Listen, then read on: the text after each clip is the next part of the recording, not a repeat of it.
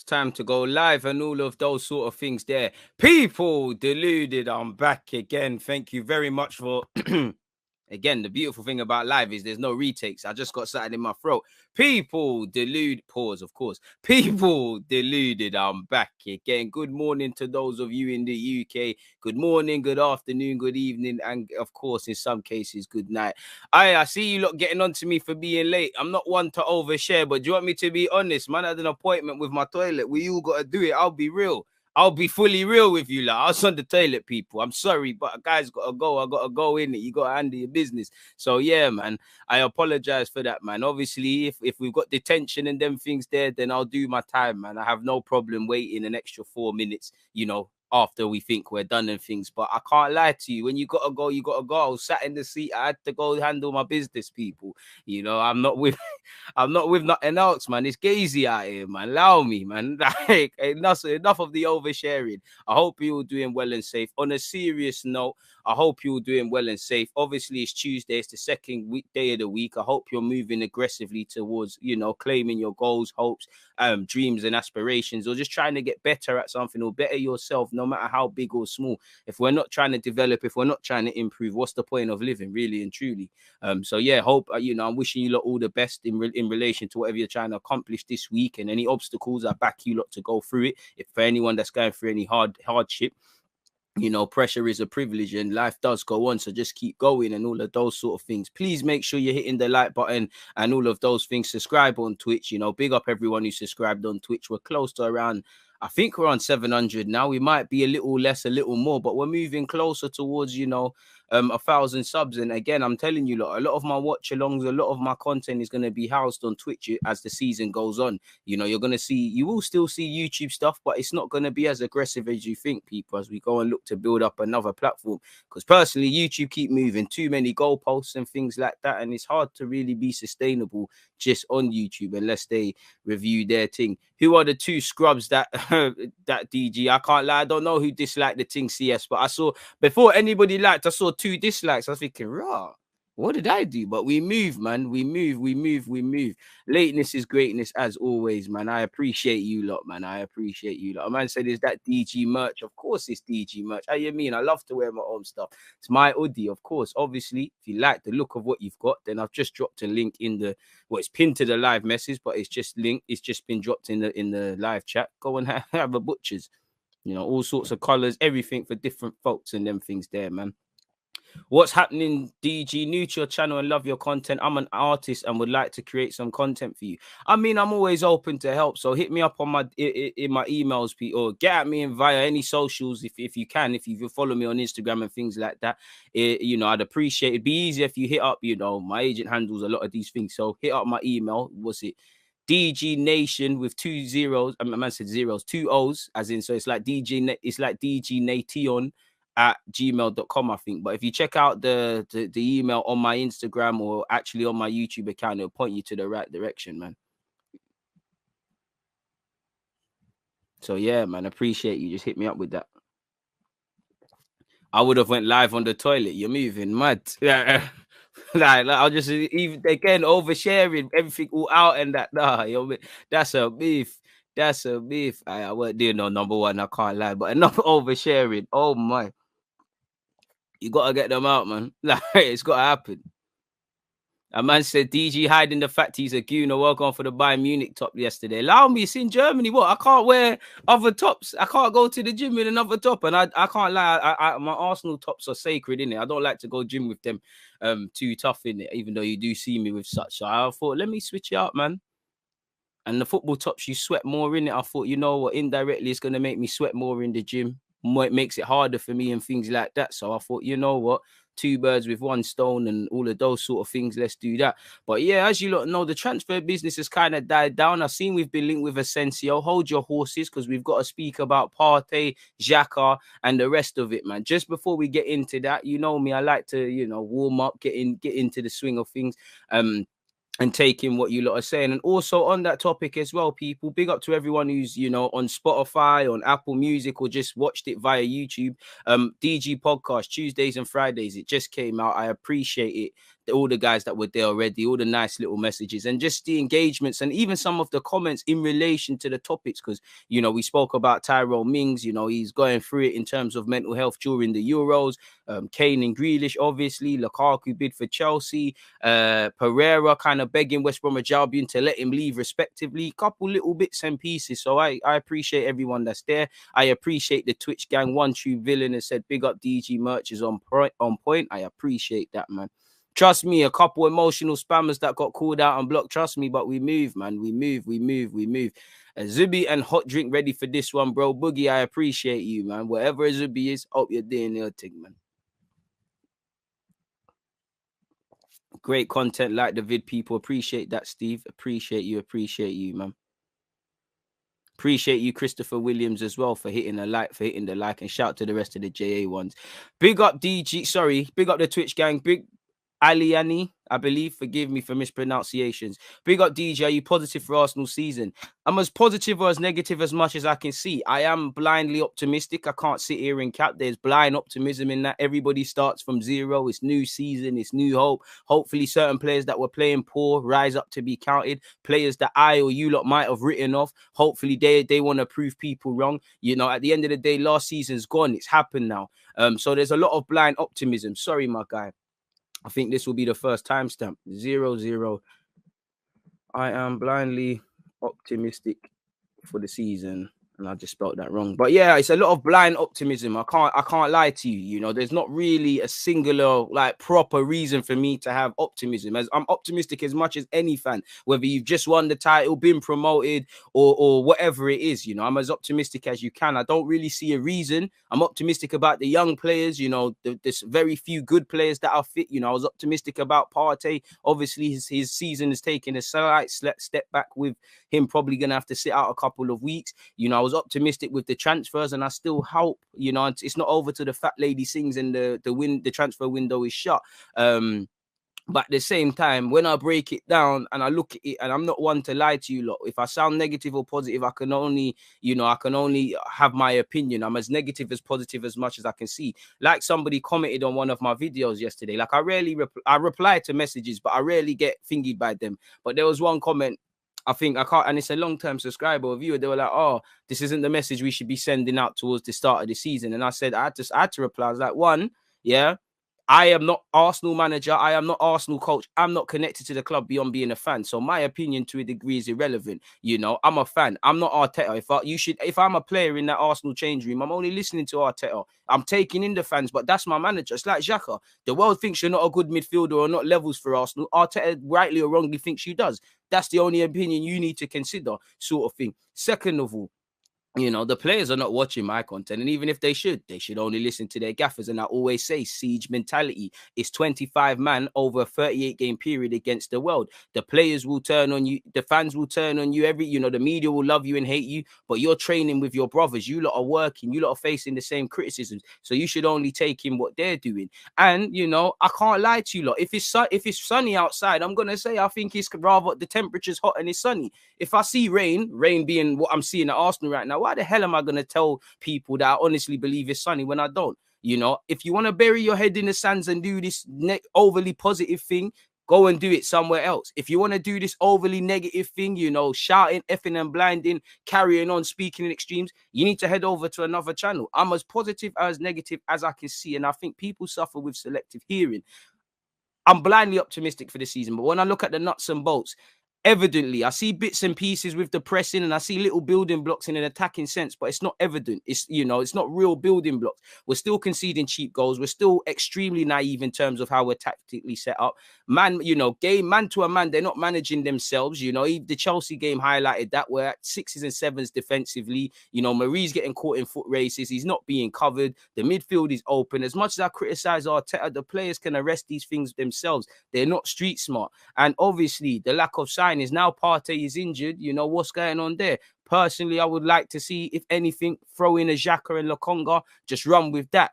Probably going to see Xhaka and El Nene. So I'm not really optimistic. And obviously, I'm not saying everybody needs to leave. Chelsea got a bunch of, by their standards, scrubs still on their pay packet. But to be a week or so before the season starts, one preseason game left, I can't really see what we're trying to do tactically. There's a lot of unclear unclear stuff on the pitch. Off the pitch, there's still too many players speculated, and we're just surely going to run out of time, in my humble opinion. So I'm as optimistic as I can see. You know, I hope we have learned from our mistakes from last season. I hope we can do better, you know, but before anything, it's the mentality. The mentality is the one thing I wanted to see change, because it's no good, you know, it's not, yeah, other teams are better than us and these things, but if you're able to apply yourself for 38 games, you have more of a chance. Last season, we defeated ourselves. Yes, other teams were ahead of us and better than us and things, but how many games did we walk over? It's not that a team, you know, not to praise us and say we was invincible, but we didn't lose too many games where other teams showed their quality. You know, we've played Liverpool, where if we lose to Liverpool, for example, when we lost 3-0, because that stays with me,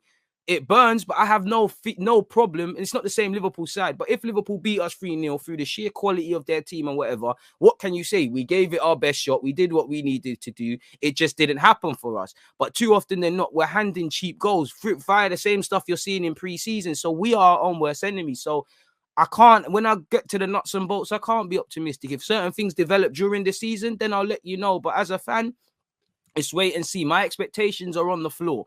We finished 8th. I can't see how things change, because we've got this, you know, we're doing the same thing. With respect to Xhaka, 1 minute people are going, then you're doubling down in new deals. That's fine if you want to give him a new deal. But that tells me, for example, Mikel Arteta is doubling down on Xhaka. He's getting an important contract at 28 years of age, a 4-year deal. That tells me that's your guy. That tells me you're not really trying to revamp the midfield. That tells me that at least until I see something happen, it's Thomas Partey and Xhaka as your first choice. I still hope we sign a number 8. But with Xhaka staying, I think the club is just, honestly, I think the club's going to try their best to sign Odegaard, potentially do it, and that's that. Whether we get a striker, a right back, anything happens. We need a right back.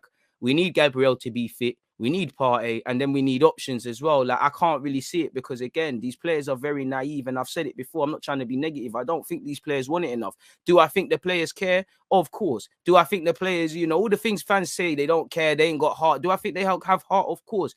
I don't think they want it enough. They don't. It doesn't. I don't think it keeps them up at night wanting to be in the top 4, seeing what their peers, obviously City and these lot shouldn't be age mates, but you lot are professional footballers. They're your industry peers, seeing what they're doing. Some of you go off to international break with them, hearing what they're saying. Do you not want to be a part of it? When we won the FA Cup, you know, that should have been a building block. Wow, we had a poor season. We've now won an FA Cup. This feeling feels great. To accomplish things feels great. Imagine what it feels like to win bigger trophies, to, you know, have a goal like getting top 4 and see it through to the end in May and not know that our efforts were in vain. I don't think they want it. That's why these men are volatile. That's why they'll turn up against Chelsea and United in the season and what I call will win the battles. But we're still sat in 8th because of the war. The war was lost. You know, we're not breaking down low blocks. We're conceding when we shouldn't concede. You know, we're starting slow and then ending strong. You know, we're starting strong and then ending poorly. We fail to understand it's a 90-minute game. It's just so naive. And being at the Emirates at Chelsea, like,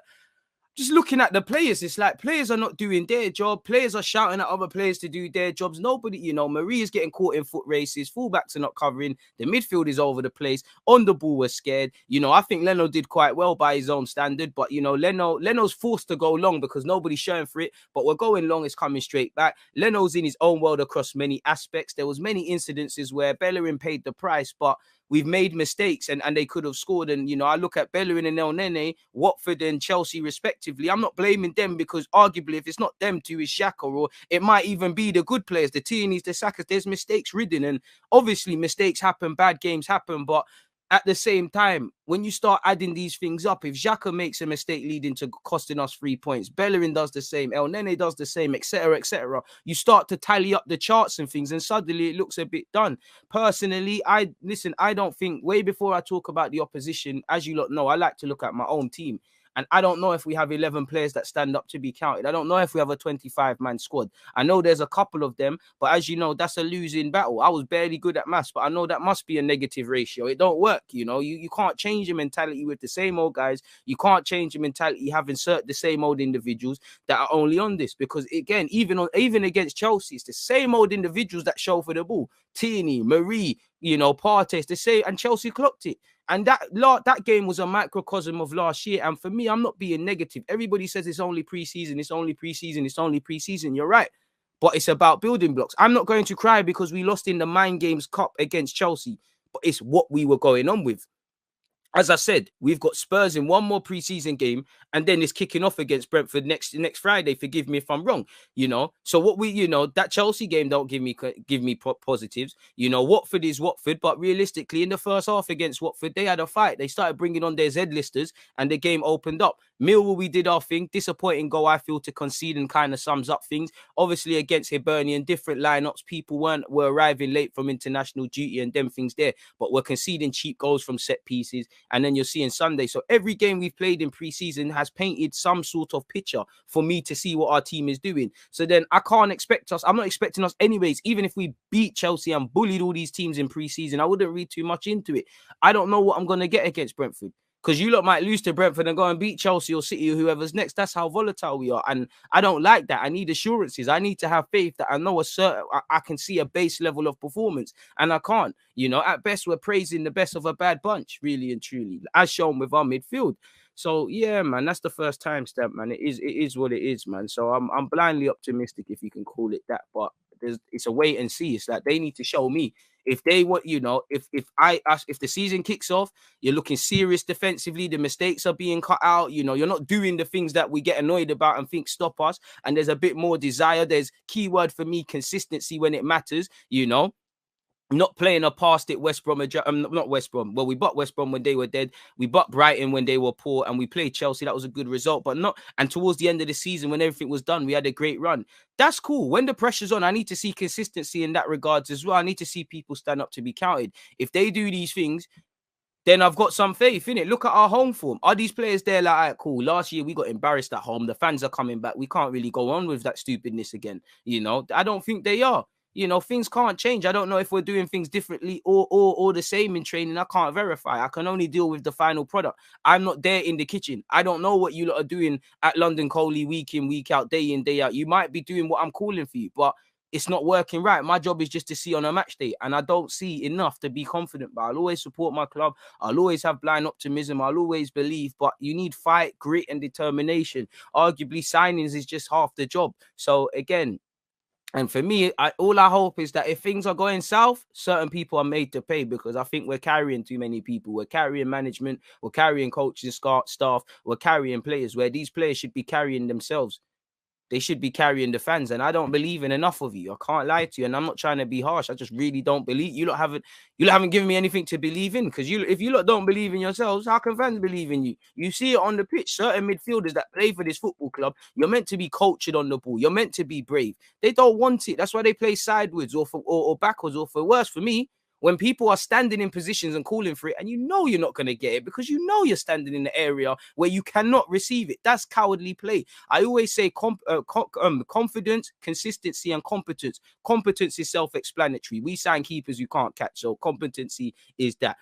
Confidence. As I said, it's all fun and games when the fans are cheering you on, when the sun is shining, when everything's going right. But what about when the fans have turned on you, which they do? This is why I say it's 25 men against the world. When they turn on you, when you try a pass and it doesn't work out, what are you going to do? Are you going to try that pass again? Now, there's a fine line between bravery and stupidity, of course, but are you going to try that again? Certain people go into their shells. I need to see when the world's against you, and it's another example of the same old individuals that stand up to be counted. And I am tired of it, but I've accepted. Not that I've accepted it, because I think acceptance means it kind of feels like I'm condoning it. I recognize I'm not Kroenke. I can't change things. These players don't want it. So I'm at that point now where it kills me to see my club like this, but how can I keep getting vexed? You lot are vexed. I'm at the point now I have to take responsibility for getting angry, because you lot have been doing this for years now.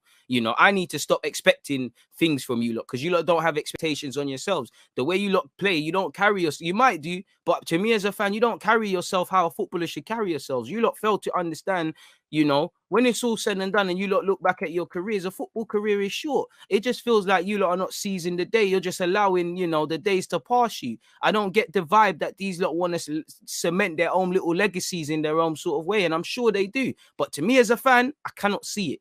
I cannot see it. And I mean, we've had certain players have been under several different managers now. We've had the same results. So let's hope next season is full of optimism. But boy, I can't say I'm too confident. Apart from, as I said, blindly optimistic. DG spitting. Apologies, man. Apologies for that. Apparently, we've only got 93 likes, and there's around 300 of you in the live chat. You lot are doing the guy dirty as you did yesterday, man. It seems like that. It seems like that juice. It seems like that juice in relation to the engagement levels of the past 2 weeks as fingied out. Yeah, you're right. We have got Boreham Wood. We have got Boreham Wood. You're right. So yeah, Spurs, Boreham Wood. Apologies for missing that out, but you man get the point, man. You get the point, man. Like, I'm not reading too much into preseason. Like I said, if you batted up Chelsea 5-0, like you see the things that we're concerned about. If we did it to Chelsea, I wouldn't get too gassed off it because you can't read too much. For me, it's about the building blocks. You know, do we look like a better team, or not perfect, but do we look like we're in better shape than the team that played in the first game in Scotland? I think if you say yes, you're a liar. Unless you're at the ground and you're seeing things, I think you're gassing. I think you're lying. I think you need to tell the truth and shame the devil. I think you're shameless. You know, for certain individuals that need cream, I think you're a shameless individual. I don't think you cream your legs because you're wearing trousers and that because you're such a liar. But that's it. I just wanted to see building blocks. So when I go into the Brentford game, okay, cool. Last season we were shaky at this. Now we're looking in preseason like we're this. And now I believe in us that we can, even in tough moments, we can now focus from August until the end of the year, staying in that pack for Europe. And then obviously, you know, once you get out at the end of the year, New Year, it's focusing until end of April, beginning of May. And then obviously it's self-explanatory once you get to the final furlong, you know, just see it through to the end. Don't mess it up. It's as basic as that, really and truly. So yeah, that's how I feel. Shout out to everybody locked in. I think you lot got the creative juices flowing, man. You lot got me going really and truly. I see the engagement levels are going mad now. So yeah, let's see what's going on now, man.